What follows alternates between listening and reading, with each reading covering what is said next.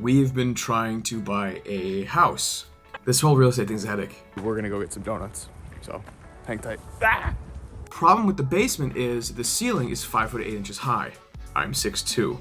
That presents a problem. It is so cold. It was 70 a week ago, and now it's 40 or less. I think it was 38 when we left, right? Yes, I will update you about the house a little bit later. But it's 7 o'clock in the morning. This is their second walk. And yes, it's an off day. Yes, I was up at 5 o'clock in the morning because if I'm not, well, I don't want to risk the dogs peeing in the house, and also he wakes me up. That being said, most dogs need to pee in the house, all right, paper towels, but with him, it's a lake. Not something I'm willing to risk. But we have an exciting morning planned. Hey, can I help you? You can't go over there. We have a nice morning planned. We are taking the dogs for their second journey outside today, and we're gonna go get some donuts. So, hang tight. Really? Kiri already ate her donut, but I got chocolate donut. And it's delicious. And I have a very heavy weighted blanket. It's a nice morning. The 45-minute walk, it's not even 8 o'clock yet. Got a lot of work done. Did a lot of house discussing.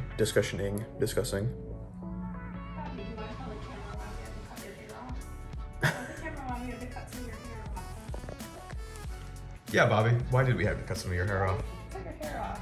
Did we sit in tar? Did we sit in tar? Yes, we did. We sat in tar. Oh, we got spots missing. Awkward Bob. Awkward Bob. Sorry, Bob. Donut, and then chest day. I don't know why I always seem to vlog on chest days. Usually because I have like the time and the mental capacity to vlog on my days off, and sometimes after work you want to get your frustrations out, and nothing better than to do that on a leg day. Yeah, okay. Chest day in a bit. See ya. Alright, so I had people asking me to do more workouts in my YouTube videos, so ask and you shall receive. The big chest day today, I started with incline dumbbell presses. I felt pretty good, felt pretty strong because I hadn't really lifted in a few days, just based on my workout schedule, but I think my eyes got a little bit too big for my chest. I'm supposed to get 6 to 8 reps here.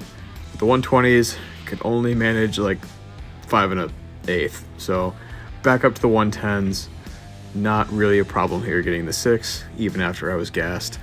3 sets of 6 to 8 here of the 110s, so I was exhausted by the last one after the first failed set of the 120s. Next we have seated flies with the cable machine.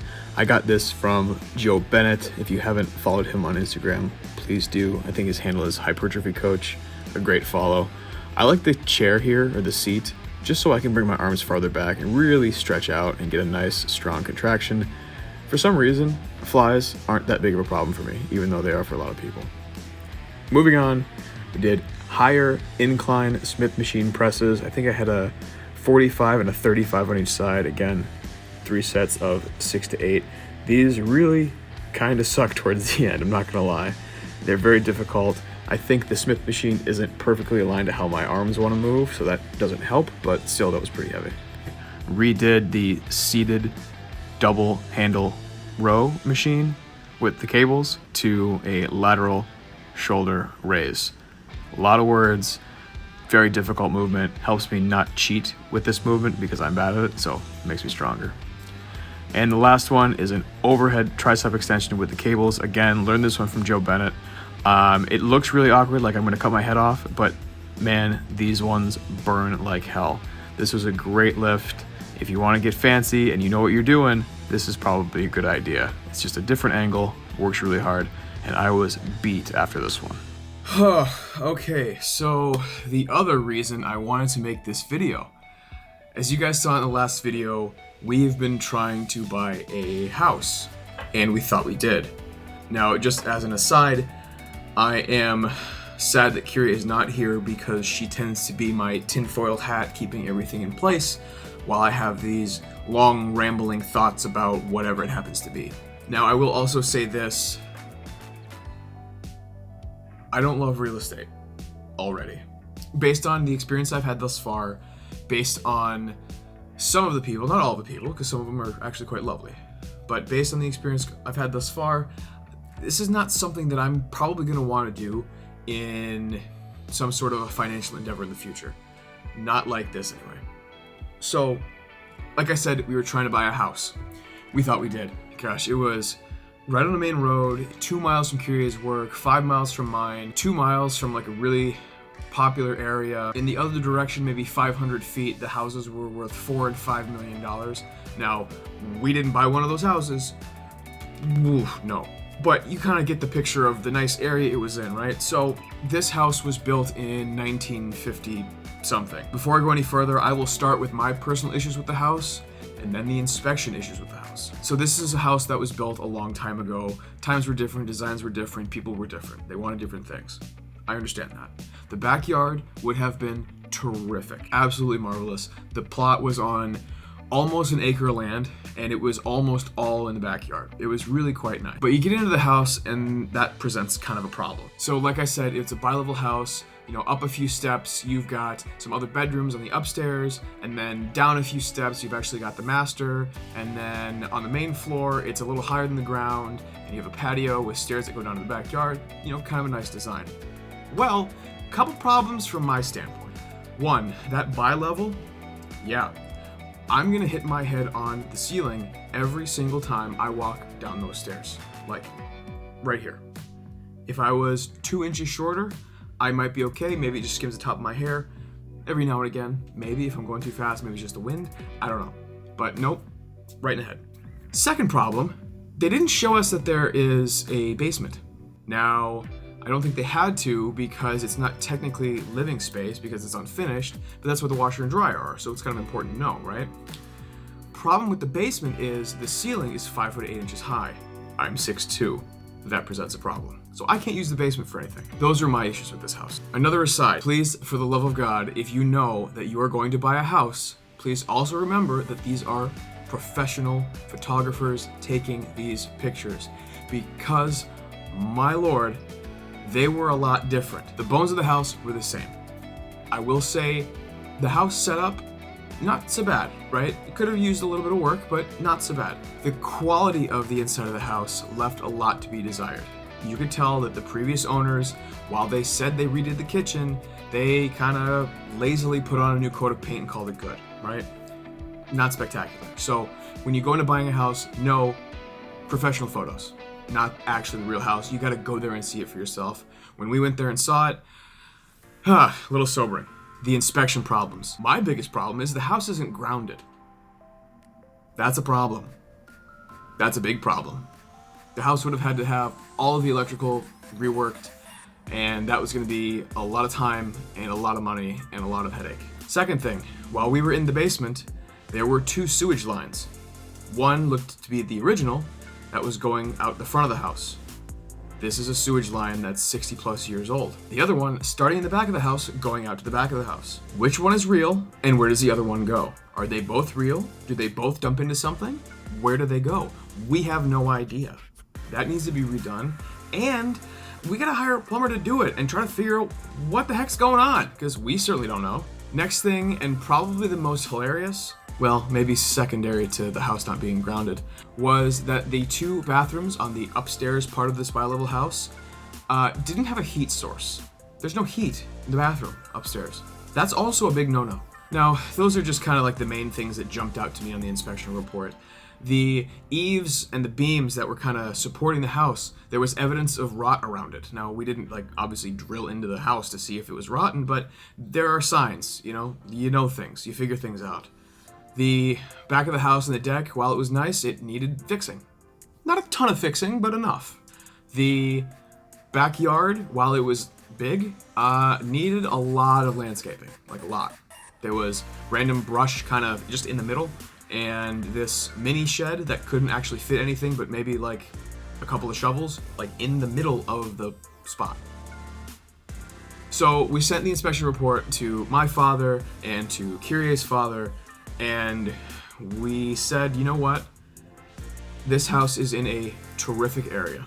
This house is a lot of money. It's kind of creeping right up to our absolute maximum. That being said, we're gonna have to put $250,000 into this house to actually make it properly livable and bring it up to code. The thing about moving to Tennessee, the seller doesn't actually have to bring the house up to code. They just sell the house.